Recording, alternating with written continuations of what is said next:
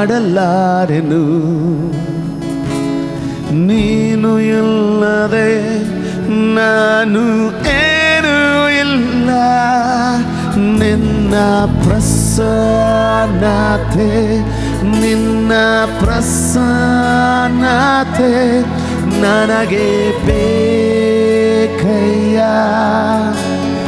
ಯಾವಾಗಲೂ ನಿನ್ನ ಪ್ರಸನ್ನತೆ, ನಿನ್ನ ಪ್ರಸನ್ನತೆ ನನಗೆ ಬೇಕಯ್ಯ. ಎಂದೆಂದಿಗೂ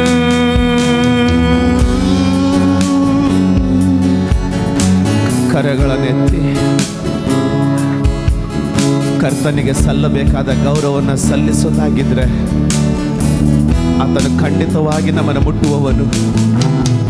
ನೀನು ಇಲ್ಲದೆ ನಾನೇನು ಮಾಡಲಾರೆನು. ನೀನು ಇಲ್ಲದೆ ನಾನು ಏನೂ ಇಲ್ಲ. ಓ ನೀನು ಇಲ್ಲದೆ ನಾನೇನು ಮಾಡಲಾರೆನು. ನೀನು ಇಲ್ಲದೆ ನಾನು ಏನೂ ಇಲ್ಲ. ನಿನ್ನ ಪ್ರಸನ್ನತೆ, ನಿನ್ನ ಪ್ರಸನ್ನತೆ ನನಗೆ ಬೇಕಯ್ಯ. ಯಾವಾಗಲೂ ನಿನ್ನ ಪ್ರಸನ್ನತೆ, ನಿನ್ನ ಪ್ರಸನ್ನತೆ ನನಗೆ ಬೇಕಯ್ಯ.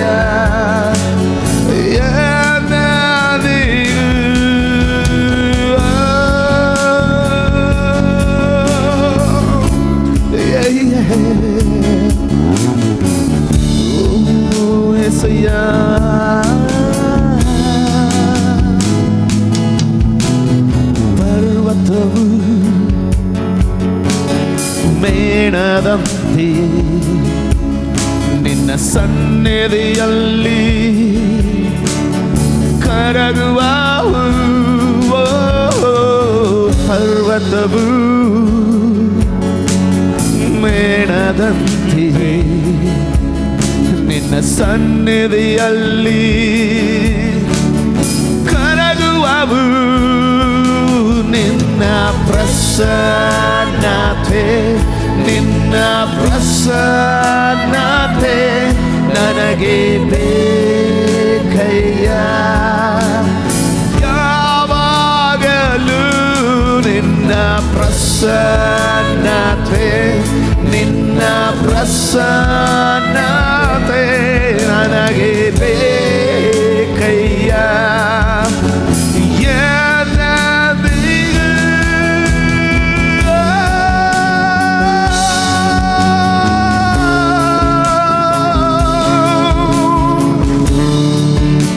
ನಾನು ಹೇಳ್ತೀನಿ, ನಿನ್ನ ಬೆಟ್ಟ ಎಷ್ಟೇ ದೊಡ್ಡದಾಗಿದ್ರೂ ಚಿಂತೆ ಇಲ್ಲ. ಆತನನ್ನು ಆರಾಧಿಸುವಾಗ ಆತನ ಪ್ರಸನ್ನತೆ ಎಡೆಯಲ್ಲಿ ಈ ದಿನ ಅದು ಕರಗಿ ಹೋಗುವಂಥದ್ದಾಗಿದೆ. ದೇವ ಮಗುವೆ, ನಿನ್ನ ಕರಗಳನ್ನೆತ್ತಿ ಆತನಿಗೆ ಸ್ತುತಿಗಳನ್ನು ಅರ್ಪಿಸು. ಅನಾರೋಗ್ಯದ ಬೆಟ್ಟವಾಗಿರಲಿ, ಯಾವುದೇ ತೊಂದರೆಯ ಬೆಟ್ಟವಾಗಿರಲಿ, ಆತನ ಸನ್ನಿಧಿಯಲ್ಲಿ ಕರಗಿ ಹೋಗ್ತದೆ. ಈಗ ಮೋಶೆ ಹೇಳ್ತಾ ಇದ್ದಾನೆ, ಸ್ವಾಮಿ ಐಗುಪ್ತದಿಂದ ಇವರನ್ನ, ಈಗ ಧ್ಯಾನ ಕೊಟ್ಟು ಕೇಳಿ, ಒಪ್ಪಂದದ ಬಲವನ್ನು ಹೇಳಿಕ್ಕೆ ಹೋಗ್ತಾ ಇದ್ದೀನಿ, ಧ್ಯಾನ ಕೊಟ್ಟು ಕೇಳಿ. ಈಗ ನಿಮ್ಮ ಮನಸ್ಸುಗಳನ್ನ ಬಿಚ್ಚಿ ಕೇಳಿ, ಯಾಕಂದ್ರೆ ಈಗ ಇಬ್ಬರು ಒಪ್ಪಿಕೊಳ್ಳೋರು ಎರಡು ಪಾರ್ಟಿ ಎಂಥದಂತ ನಿಮಗೆ ತೋರಿಸ್ಲಿಕ್ಕೆ ಹೋಗ್ತಾ ಇದ್ದೀನಿ. ಆಮೇಲೆ ಈಗ ಇವನು ಹೇಳ್ತಾ ಇದ್ದಾನೆ, ಸ್ವಾಮಿ ಏನು ಹೇಳ್ತಾ ಇದೀಯಾ ನೀನು? ನನ್ನ ಬಟ್ಟೆನಾದ್ರೂ ನೋಡು, ನನ್ನ ಕೆರೆಗಳನ್ನಾದ್ರೂ ನೋಡು. ಬೆಟ್ಟದ ಮೇಲೆ ಕುರಿಗಳನ್ನ ಮೇಯಿಸ್ಕೊಂಡು ಆತನು ದೇವರು ಹೇಳ್ತಾ ಇದ್ದಾನೆಲ್ಲೋ, ನಿನ್ನ ಪಾರ್ಟ್ನರ್ ಜತ್ರೋ ಜೊತೆಗೆ ಪಾರ್ಟ್ನರ್ ಆದ್ರೆ ನೀನು ಆಗೋದು ಕುರುಬನೇ. ಆದ್ರೆ ನಾನು ನಿನ್ನ ಏನು ಹೇಳ್ತಾ ಇದ್ದೀನಿ, ಸ್ವಲ್ಪ ಧ್ಯಾನ ಕೊಟ್ಟು ಕೇಳು. ನಾನೇನು ಹೇಳ್ತಾ ಇದ್ದೇನೆ ಅಂದ್ರೆ, ಇಬ್ಬರು ಒಪ್ಪಿಕೊಳ್ಳದ ಹೊರತು ಹೇಗೆ ನಡೀಲಿಕ್ಕೆ ಸಾಧ್ಯ? ನಾನೇ ಈಗ ನಿನ್ನ ಜೊತೆಗೆ ಒಪ್ಪಿಕೊಳ್ಳಲಿಕ್ಕೆ ಬಂದಿದ್ದೀನಿ, ನಾನೇ ನಿನ್ನ ಜೊತೆಗೆ ಈಗ ಒಡಂಬಡಿಕೆ ಮಾಡಿಕೊಳ್ಳಲಿಕ್ಕೆ ಬಂದಿದ್ದೀನಿ. ನೀನು ಹೋಗಿ ಅಲ್ಲಿ ನಿಂತುಕೊಳ್ಳುವಾಗ ನಾನೇ ನಿಮ್ಮ ಜೊತೆಯಲ್ಲಿ ಬಂದು ನಾನು ನಿನ್ನ ಜೊತೆಗೆ ಬರ್ತಾ ಇದ್ದೀನಿ. ಫರೋನು ನಿನ್ನನ್ನು ನೋಡುವಾಗ ನೀನು ಪಕ್ಕಕ್ಕೆ ನೋಡ್ಬೇಕು, ಪಕ್ಕದಲ್ಲಿ ನಾನು ನಿಂತಿರ್ತೀನಿ. ಈಗ ಹೇಳಿ ಯಾರ ಯೋಗ್ಯತೆ? ಈಗ ಹೇಳಿ ಯಾರ ಯೋಗ್ಯತೆ? ನಿನ್ನ ಯೋಗ್ಯತೆನಾ? ನಂಬರ್ 1, ನೀನು ಯೆಹೋವನ ಜೊತೆಗೆ ಆತನ ವಾಕ್ಯದೊಂದಿಗೆ ನಡೆಯುವುದಕ್ಕೆ ಒಪ್ಪಂದ ಮಾಡಿಕೊಳ್ಳುವಾಗ ನಿನ್ನ ಯೋಗ್ಯತೆಯಲ್ಲಿ ನೀನು ಜೀವಿಸಲ್ಲ. ನಿನ್ನ ಯೋಗ್ಯತೆಯಲ್ಲಿ ಭೂಮಿ ಮೇಲೆ ನೀನು ನಡೆಯಲ್ಲ. ನೀನು ನಡೆಯುವಾಗ ಆತನ ಯೋಗ್ಯತೆಯಲ್ಲಿ ಆತನ ಮಹಿಮೆ ಯೋಗ್ಯತೆಯಲ್ಲಿ ನಡೀತೀಯ. ನೀನು ನೋಡ್ಲಿಕ್ಕೆ ಸಾಧಾರಣವಾದ ವ್ಯಕ್ತಿ ಕಂಡ್ರು ನಿಮಗೆ ಯಾಕೋ ನಾವು ಬೇಡ ಅನ್ಲಿಕ್ಕೆ ಆಗ್ತಾ ಇಲ್ಲ, ನಿಮಗೇನೆ ಇದನ್ನ ಕೊಡೋದು ಅಂತ ಅವ್ರು ನಿಂತ್ಕೊಳ್ತಾರೆ. ಇಲ್ಲಿ ಯಾರಾದ್ರೂ ಜೀವಂತವಾಗಿದ್ರೆ ಇಬ್ಬರು ಒಪ್ಪಿಕೊಳ್ಳದ ಹೊರತು, ಈಗ ಮೋಶೆ ಒಪ್ಪಿಕೊಳ್ಳದ ಹೊರತು ಆ ಮಹಿಮೆಯನ್ನು ಕೊಂಡ್ಕೊಳ್ಳಿಕ್ಕಾಗಲ್ಲ.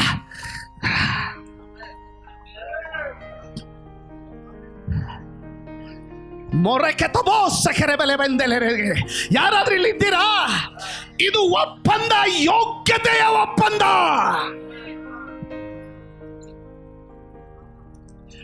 ಯಾರಿಗಾದ್ರೂ ಇದು ಅರ್ಥ ಆಗ್ತಾ ಇದೆಯಾ? ಆತನ ವಾಕ್ಯಕ್ಕೆ ವಿಧೇಯರಾಗಿ ನಡೆಯುವುದು ಬಲಹೀನತೆ ಅಲ್ಲ. ಆತನ ವಾಕ್ಯಕ್ಕೆ ವಿಧೇಯರಾಗಿ ನಡೆಯುವುದು ಆತನ ಜೊತೆಗಿರುವಂತ ಒಪ್ಪಂದ ರೀ. ಅದು ಮಹಿಮೆಯ ಒಪ್ಪಂದ ರೀ.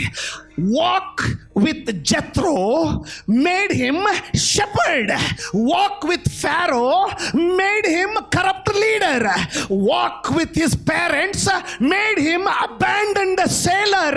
But walk with God made him deliverer.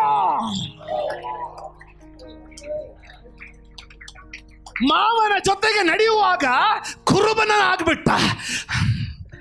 ಫರೋವನ ಜೊತೆ ನಡೆಯುವಾಗ ಕೊಲೆ ಮಾಡ್ಲಿಕ್ಕೂ ಹೇಸದಂತ ಭ್ರಷ್ಟನಾದ ನಾಯಕನಾದ.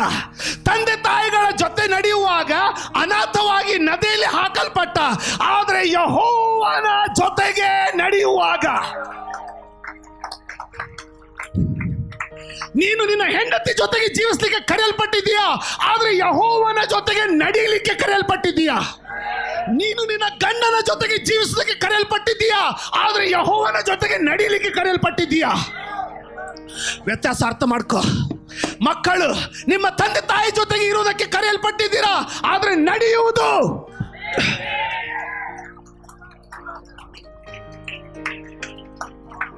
ಯಾರಾದ್ರೂ ಇಲ್ಲಿ ಜೀವಂತವಾಗಿದ್ರೆ ಒಂದು ಸಾರಿ ಕರ್ತನಿಗೆ ಮಹಿಮೆಯನ್ನು ಅರ್ಪಿಸಿ.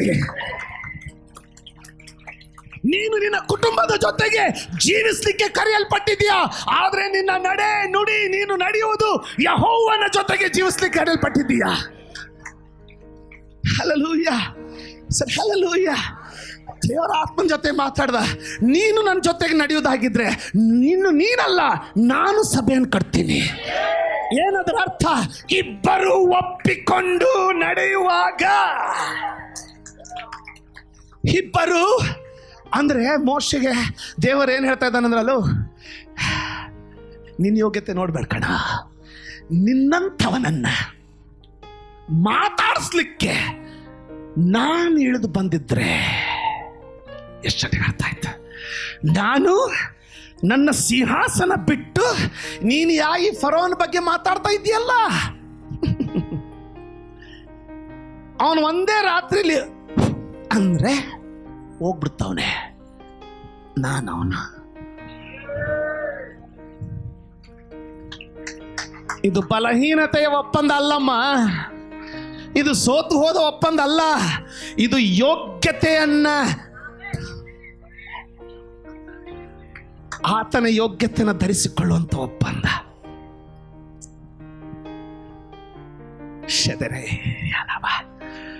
ಸಗರಲಾಭೆ. ಯಾರಿಗಾದ್ರೂ ಅರ್ಥ ಆಗ್ತಾ ಇದೆಯಾ ನಾನು ಹೇಳ್ತಾ ಇರೋದು? ಹೇ, ಜೀವಕರವಾದ ವಾಕ್ಯಗಳನ್ನು ದೇವರ ಆತ್ಮನ ಜೊತೆ ಮಾತಾಡ್ತಾ ಇದ್ದಾನೆ. ಅದನ್ನು ಹಿಡ್ಕೋ, ಅದನ್ನು ಅಂಟಿಕೋ. ಯಾಕಂದ್ರೆ ದೇವರು ನಿನ್ನ ಎಬ್ಬಿಸ್ತಾ ಇದ್ದಾನೆ, ನಿನ್ನ ಕಟ್ತಾ ಇದ್ದಾನೆ. ನಾನು ಎಲ್ಲರೂ ಮೊಣಕಾಲೂರವ್ರಂತೆ, ಅವ್ನು ಕುದುರೆ ಮೇಲೆ ಬರ್ತಾ ಇದ್ರೆ ಎಲ್ಲರೂ ಮೊಣಕಾಲೂರವ್ರಂತೆ. ಈ ಮೋರ್ದ ಕೈ ಮಾತ್ರ ಸುಮ್ಮನೆ ನಿಂತಿರೋಣಂತೆ. ಇವ್ ನಾಮಾನ ಸುಮ್ಮನಿದ್ದ. ಯಾರೋ ಬಂದು ಕಿವಿ ಚುಚ್ಚಿದ್ರು. ಈ ಪಾಪ ಅವ್ರಿಗೂ ಏನಿರಲ್ಲ ಮನಸ್ಸಲ್ಲಿ, ಇವ್ರು ನಡು ಹಾಕೋರ್ದ ಕಿಡ್ಡಿ ನೋಡಿಯಲ್ಲ, ತಲ್ಯಾಗ ಇರೋದಿಲ್ಲ ನಮಗೆ. ಇದು ನಮ್ಮ ದಾಡ ಭಾಷೆ. ತಲ್ಯಾಗ ಇರೋದಿಲ್ರಿ ನಮಗೆ.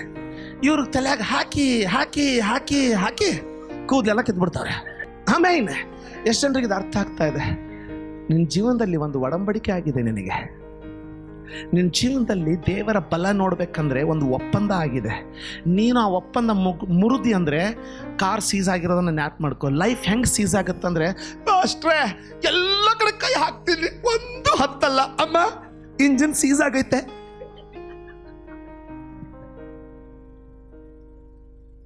ಹಲೋ,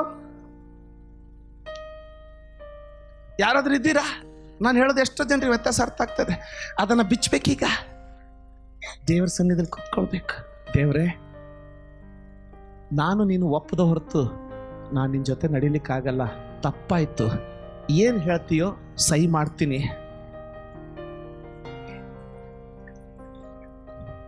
ನೀನೇನು ಹೇಳ್ತೀಯೋ ಎಲ್ಲಿಗೆ ಮುಟ್ತು ಗೊತ್ತಾಯ್ತು ಕತೆ. ಚಾಪ್ಟರ್ ಅಂತ್ಯಕ್ಕೆ ಬರ್ತಾ ಇದ್ದಂಗೆ ಮೋಶೆ ಬರ್ತಾ ಇದ್ದಾನೆ ಅಂತ ಹೇಳಿದ್ರೆ ಸಾಕಂತೆ ಫರೋನು ಟಣ್ಣಂತ ಎತ್ಕೊಂಡು ಕುಂತ್ಕೊಳ್ತಾ ಇದ್ದ. ಈಗೇನಪ್ಪ, ಯಾಕಪ್ಪ ಮತ್ತೆ ಬರ್ತಾನಿತ್ತ? ಈಗ ಮತ್ತೇನು ಬಂತೀಗ ಕತೆ? ಯಾಕೆ? ಅವನ ಜೊತೆಗೆ ಇರುವಂತ ಒಪ್ಪಂದ ಹಂಗೈತೆ. ಅವನು ಯಾರ ಜೊತೆಗೆ ಒಪ್ಪಂದ ಮಾಡ್ಕೊಂಡಿದ್ದಾನೋ, ಯಾರ ಜೊತೆ ನಡೀತಾ ಇದ್ದಾನೋ, ಯಾರಿಗಾದ್ರೂ ಅರ್ಥ ಆಗ್ತಾ ಇದೆಯಾ? ಯಂಗ್ ಪೀಪಲ್, ಯವನಸ್ಥ ಮಕ್ಕಳು ಕೇಳಿ, ನೀವು ಇದ್ರ ಜೊತೆಗೆ ಒಪ್ಪಿಕೊಳ್ಳದೆ ಹೋದ್ರೆ ಇದ್ರ ಜೊತೆ ನಡಿಲಿಕ್ಕೆ ಆಗಲ್ಲ. ಇದನ್ನ ತಿರುವು ಮುರು ಮಾಡಿ ನಿಮ್ದು ಮೆಸೇಜ್ ತರ್ತಿರಲ್ಲ, ಹಂಗೆ ಜೀವನನೂ ತಿರುವು ಮುರು ಆಗೋಗುತ್ತೆ. ಒಂದಿನ ಏನು ಹೇಳ್ತದೆ ಕಣ್ಣು ಮುಚ್ಚಿ ಹೇಳಿ ಎಸ್ ಅಂತ. ನಾನು ಹೇಳ್ತೀನಿ, ನಿಮ್ಮಂಥವ್ರು ಯಾರು ಇರಲ್ಲ, ಗ್ಯಾರಂಟಿ ಕೊಡ್ತೀನಿ. ಇದನ್ನು ನಮ್ಮ ಅನುಕೂಲತೆಗೆ ತಿರುವು ಮುರು ಮಾಡ್ಕೊಳ್ಳೋದಲ್ಲ, ಇದನ್ನು ಏನು ಹೇಳ್ತದೋ ಅದಕ್ಕೆ ಒಪ್ಪಂದ ಮಾಡ್ಕೊಳ್ಳೋದು. ಒಪ್ಪಂದ ಅಂದ್ರೆ ಏನು ಗೊತ್ತಾ? ತ್ಯಾಗ ಇಲ್ಲದೆ ಒಪ್ಪಂದ ಆಗಲ್ಲಮ್ಮ. ತ್ಯಾಗ ಇಲ್ಲದೆ ಒಪ್ಪಂದ ಆಗಲ್ಲ. ಯಾವ ದಿನ ಮೋಶೆಯ ಒಡಂಬಡಿಕೆ ಯೆಹೋವನ ಜೊತೆಗಾಯಿತು, ಅದೇ ದಿನ ಆತನ ಅಂತಸ್ತು ಬದಲಾಯಿತು. ಹೊರಗಡೆ ನೋಡ್ಲಿಕ್ಕೆ ಕುರುಬ, ಆತನ ಬಂದರೆ ಪೃಥ್ವಿ ಅರಸ ಗಡಗಡ ಅಂತ ನಡುಕ್ತಾ ಇದ್ದಾನೆ. ಎಷ್ಟು ಜನರಿಗೆ ಅರ್ಥ ಆಯ್ತು? ಅದಕ್ಕೆ ಹೇಳಿದೆ, ನೀನು ಮಾಡಿಕೊಂಡಂಥ ಒಪ್ಪಂದ ಆತನ ಬಲದಲ್ಲಿ ನಡೆಯುವಂಥ ಒಪ್ಪಂದ ಅದು. You live with your family but walk with God. You live with your sisters but walk with God. You live with your brothers but walk with God. You live with your children but walk with God. ನೀನು ನಿನ್ನ ಅಣ್ಣ ತಮ್ಮಂದಿರ ಜೊತೆಗೆ ಜೀವಿಸು, ಆದರೆ ನಡೆಯೋದು ದೇವರ ಜೊತೆಗೆ ನಡೆ. ನೀನು ಎಲ್ಲರ ಜೊತೆ ಕೆಲಸ ಮಾಡೋದು, ನಡೆಯೋದು ದೇವರ ಜೊತೆಗೆ ನಡೆ. ನಿನ್ನ ಅಕ್ಕ ತಂಗಿಯರ ಜೊತೆಗೆ ನೀನು ಜೀವಿಸು, ಆದರೆ ನಡೆಯುವುದು ದೇವರ ಜೊತೆಗೆ ನಡೆ. ಗಂಡ ಹೆಂಡತಿ ಜೊತೆಗೆ ಜೀವಿಸು, ಆದರೆ ನಡೆಯುವುದು ದೇವರ ಜೊತೆಗೆ ನಡೆ. ಯಾಕೆಂದ್ರೆ ನೀವಿಬ್ಬರು ಒಪ್ಪಂದ ಮಾಡಿಕೊಳ್ಳದ ಹೊರತು ನಡೆಯುವುದು ಹೇಗೆ? ಇದು ಸೋಲಲ್ಲ. ನಮ್ಮ ಯೋಗ್ಯತೆಗೆ ಬದಲಾಗಿ ಆತನ ಯೋಗ್ಯತೆಯನ್ನು ಸ್ವೀಕರಿಸಿಕೊಳ್ಳೋದು. ಅದಕ್ಕೆ ದೇವರು ಏನು ಹೇಳ್ತಾ ಇದ್ದಾನೆ? ಮೋಶೆ ದೇವ್ರಿಗೆ ಹೇಳಿದಂತೆ, ನಾನು ಹೆಂಗೆ ಹೋಗ್ಲಿ, ನಾನು ಎಷ್ಟರವನು ಅಂತ ಹೇಳಿದ್ರಲ್ಲೇ, ಎಷ್ಟರವನು ಅನ್ಬೇಡು, ನನ್ನ ಏಜೆಂಟ್ ನೀನು. ಏನು ಹೇಳ್ತಾ ಇದ್ದಾನೆ? ಅದಕ್ಕೆ ದೇವರು, ನಾನೇ ನಿನ್ನ ಸಂಗಡ ಇರುವೆನು. ಯಾರಿಗಾದ್ರೂ ನಾನೇ ನಿನ್ನ ಸಂಗಡ ಇರುವೆನು ಮತ್ತು ನೀನು ನನ್ನ ಜನರನ್ನ ಎಲ್ಲಿದ್ದಾರೆ ಜನರು? ಗುಲಾಮದಲ್ಲಿ. ನೋಡಿ, ಆ ಗುಲಾಮತನ ಅವರನ್ನ ದೇವರಿಂದ ಬೇರೆ ಮಾಡ್ಲಿಕ್ಕಾಗ್ಲಿಲ್ಲ. ಆ ಗುಲಾಮತನದಲ್ಲಿದ್ದರೂ ಸಹ ದೇವರು ನನ್ನ ಜನ ಅಂತ ಹೇಳ್ತಾ ಇದ್ದಾನೆ. ನಿನ್ನ ಪರಿಸ್ಥಿತಿ ಏನೇ ಇದ್ರೂ ಸಹ ದೇವರು ನಿನ್ನನ್ನು ಬಿಟ್ಟಿದ್ದಾನೆ ಅಂತಲ್ಲ, ಅವನು ಇನ್ನೂ ನಿನ್ನ ಬಗ್ಗೆ ನನ್ನ ಜನನೇ ಅಂತ ಹೇಳೋದು. ನನ್ನ ಜನ, ನನ್ನ ಜನರನ್ನು ಐಗುಪ್ತ ದೇಶದಿಂದ ಹೊರಗೆ ತಂದಾಗ ನೀನು ಈ ಬೆಟ್ಟದಲ್ಲಿ ದೇವರನ್ನು ಆರಾಧಿಸುವಿರಿ, ನಿನ್ನನ್ನು ಕಳಿಸಿದವನು ನಾನೇ ಎಂಬುದಕ್ಕೆ ಇದೇ ನಿನಗೆ ಗುರುತಾಗಿರೋದು. ಆಮೇನ್. ಎಷ್ಟು ಜನರಿಗಿದು ಅರ್ಥ ಆಯ್ತು? ಆಮೇನ್. ವಿಮೋಚನೆ ಕಾಂಡ 4 ಹೇಳ್ತಾ ಇದ್ದಾನೆ, ದೇವರಿಗೆ ಹೇಳ್ತಾ ಇದ್ದಾನೆ, ದೇವರೇ ನನಗೆ ಮುಂಚೆನೂ ಸರಿಯಾಗಿ ಇದನ್ನು ಯೋಚಿಸ್ತಾ ಇದ್ದಾನೆ. ಇಲ್ಲಿ ಮೇಲೆ ಬರುವಾಗ ಅಲ್ಲಿ ಕೂತ್ಕೊಂಡು ಯೋಚಿಸ್ತಾ ಇದ್ದೆ. ಒಂದು ನಿಮಿಷ ಕೇಳಿ. ಮೇಲೆ ಬರುವಾಗ ಏನೋ ಒಂದು ಹೆಣ್ಣು ಮಕ್ಕಳಿಗೆ ಒಂದು ಕಿವಿ ಮಾತು ಹೇಳ್ತೀನಿ ಕೇಳಿ, ದಯವಿಟ್ಟು ತಪ್ಪು ತಿಳ್ಕೊಳ್ಬೇಡಿದ್ರಲ್ಲ, ಏನು ತಪ್ಪಿಲ್ಲ. ಮೋಶೆ ತೊದಲು ನುಡಿಯೋನ ತೊದಲು ನುಡಿಯೋನ ಅಂದರೆ ಹಿಂದಿ ಬೈಬಲಲ್ಲಿ ಲಿಟ್ರಲಿ ಅದ್ರ ಮೀನಿಂಗ್ ಏನಂದರೆ ಹಕ್ಲ ಅಂತ ಹೇಳ್ತೀವಲ್ಲ, ನಾ ಬರ್ತೀನಿ ರೀ ಅಂತೀವಲ್ಲ, ಅದು ತೊದಲು ನುಡಿ ಅಂದ್ರೆ ಅದಕ್ಕಿಂತ ಅಂಥವ್ರಿಗೆಲ್ಲರೂ ಜೋಕ್ ಮಾಡ್ತಾರಲ್ಲ. ಆದರೆ ಜಿಪ್ಪೋರಳು ಅವನನ್ನು ಮದುವೆ ಆದ್ಲು.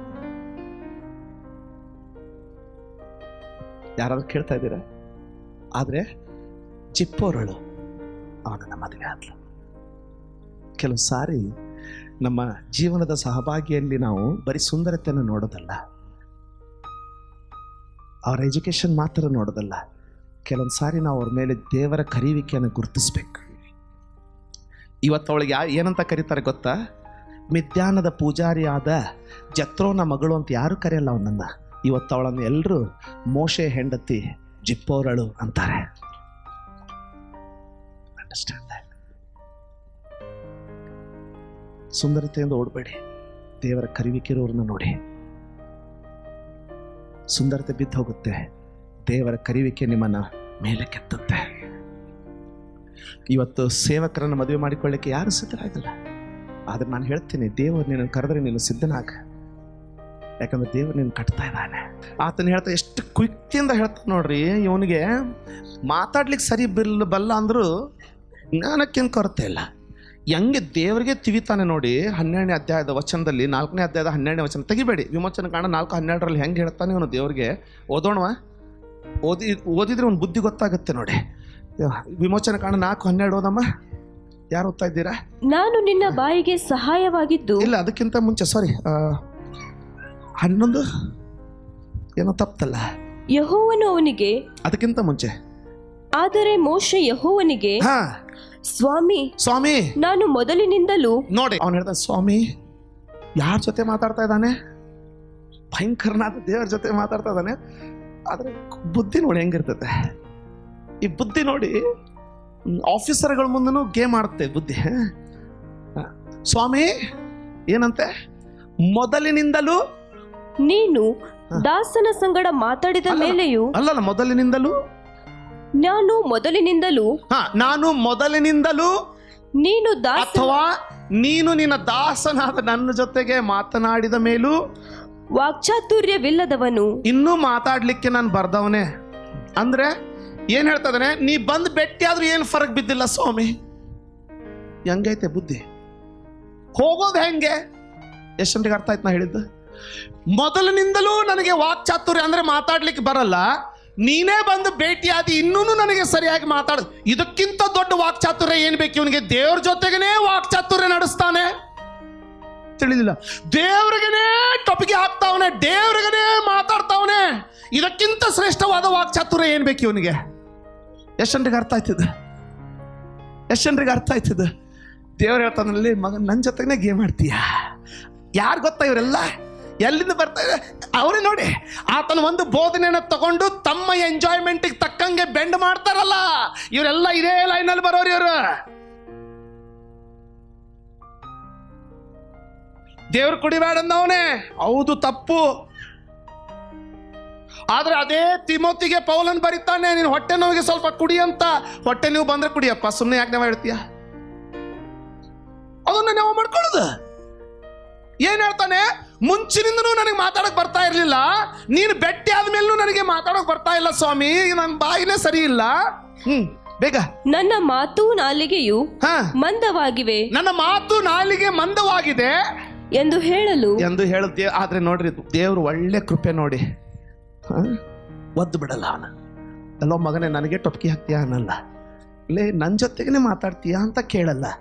ಯಾರು ಹೇಳಿದ್ರು ನನ್ನ ಜೊತೆಗೇ ಮಾತಾಡ್ತೀಯ, ನೀನು ವಾಕ್ಚಾತುರ್ಯ ಅಂತ ಯಾರು ಹೇಳಿದ್ರು ಅಂತ ವಾದ ಹಾಕಲ್ಲ. ನಮ್ಮ ದೇವ್ರು ಎಂತ ಸುಂದರ ನೋಡ್ರಿ, ವಾದನೇ ಹಾಕಲ್ಲ. ಅದ್ರ ಬದಲು ಏನು ಹೇಳ್ತಾ ಇದ್ದಾನೆ? ಹೌದಪ್ಪ, ನಾನೇ ಉತ್ತಮ. ಏನು ಹೇಳ್ತಾನೆ? ಯೆಹೋವನವನಿಗೆ ಮನುಷ್ಯರಿಗೆ ಬಾಯಿ ಕೊಟ್ಟವರಾರು. ಅದಲ್ಲಿ ಈಗ 12ಕ್ಕೆ ಹೋಗು, ನೇರವಾಗಿ 12ಕ್ಕೆ ಹೋಗು. ನಾನು ನಿನ್ನ ಬಾಯಿಗೆ ಸಹಾಯವಾಗಿದ್ದು. ಇಂಗ್ಲಿಷ್ ಬೈಬಲ್ ಏನು ಹೇಳ್ತದೆ? ನಾನೇ ನಿನ್ನ ಬಾಯಿಯೊಂದಿಗೆ ಇದ್ದು. ಅದ್ರ ಅರ್ಥ ಏನು ಗೊತ್ತಾ? ಮೋಶೆ, ನಾನೇ ನಿನ್ನೊಂದು ಬಾಯಿಯೊಂದಿಗೆ ಇದ್ದು. ಈ ಒಡಂಬಡಿಕೆಯಲ್ಲಿ ನಿನ್ನ ಕೈಯಿಂದ ಏನಾಗಲ್ವೋ ಅದ್ರ ಜೊತೆಗೆ ದೇವರು ತನ್ನ ಕೈಯಿಂದ ಮಾಡಲಿಕ್ಕೆ ಬರೋದ. ನೀನು ನಿರ್ಧರಿಸಿ ಯಾರ ಜೊತೆ ನಡೀತೀಯ? ತಂದೆ ತಾಯಿ ಜೊತೆ ನಡೆದ ನದಿ ಪಾಲಾದ, ಫರೋಹನ ಜೊತೆಗೆ ನಡೆದ ಕೊಲೆಪಾತಕನಾದ, ಮಾವನ ಜೊತೆಗೆ ನಡೆದ ಬಡ ಕುರುಬನಾದ, ಯೆಹೋವನ ಜೊತೆಗೆ ನಡಿಲಿಕ್ಕೆ ಪ್ರಾರಂಭ ಮಾಡ್ದ. ಕರ್ತನ ಜೊತೆಗೆ ನಡಿಲಿಕ್ಕೆ ಪ್ರಾರಂಭ ಮಾಡ್ದ. ಬಂಡೆಗಲ್ಲು ಚುಪ್ ಚಾಪಾಗಿ ನೀರು ಹರಿಸ್ಲಿಕ್ಕೆ ಸ್ಟಾರ್ಟ್ ಮಾಡ್ತು. ಯಾರ ಜೊತೆಗೆ ನಡೀತೀಯಾ ನೀನು ನಿರ್ಧರಿಸು.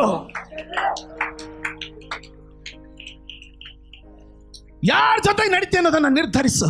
ಆತನ ಯೋಗ್ಯತೆ ನೀನು ತೋರಿಸದೆ ನೀವು ಅವಾಗ ನಿಮ್ಗೆ ನೆನಪಾಗುತ್ತೆ, ಇವ್ರಿಗೇನು ಕಮ್ಮಿ ಅಂದಿದ್ರಲ್ಲ ಇವರೇನಾ ಲ್ಯಾಂಡನ್ನು ಕೊಟ್ಟದ್ರ. ಇಂಥ ದಿನಗಳು ಬರ್ತದೆ, ಬರಲ್ವಾ? ಬಂದೇ ಬರ್ತದೆ. ಬೇರೆಯವ್ರ ಸೇವೆಯಲ್ಲಿ ಬಂದಿದ್ರೆ ಇಲ್ಲಿ ಬರ್ದೇ ಇರ್ತದೆ. ಆಮೇಲೆ ಕೊಡ್ತಾನೆ. ಆದರೆ ಮೊದಲು ಇಬ್ಬರು ಒಪ್ಪಿಕೊಳ್ಳದ ಹೊರತು ನಡೆಯೋದು ಹೇಗೆ ನೋಡಿ. ಬೇಗ ಮುಗಿಸ್ಕೊಳ್ಳೋಣ. 12 ಸಮುವೇಲನ ಪತ್ರಿಕೆ ಪುಸ್ತಕದಲ್ಲಿ ಹೇಳಿದ್ಲು, ಬೇಗ ಮುಗಿಸ್ಬಿಡ್ತೀನಿ ಕೇಳಿ, ಟೈಮ್ ಆಯ್ತು. ಎಷ್ಟು ಜನರಿಗೆ ಆಶೀರ್ವಾದ ಆಗ್ತಾ ಇದೆ ಇವತ್ತು? ಎಷ್ಟು ಜನರಿಗೆ ಆಶೀರ್ವಾದ ಆಗ್ತಾ ಇದೆ?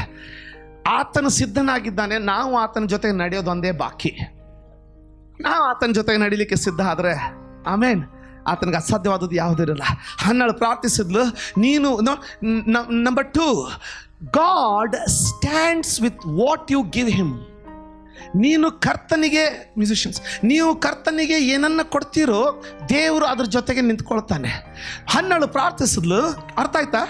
ನೀನು ನಿನ್ನ ಜೀವನದಲ್ಲಿ ದೇವ್ರಿಗೆ ಏನನ್ನ ಕೊಡ್ತೀಯೋ ದೇವರು ಅದ್ರ ಜೊತೆಗೆ ನಿಂತ್ಕೊಳ್ತಾನೆ. ನೀನು ಕೊಡದ ಹೊರತು ಅದ್ರ ಜೊತೆಗೆ ಅವನು ನಿಂತ್ಕೊಳ್ಳಲ್ಲ.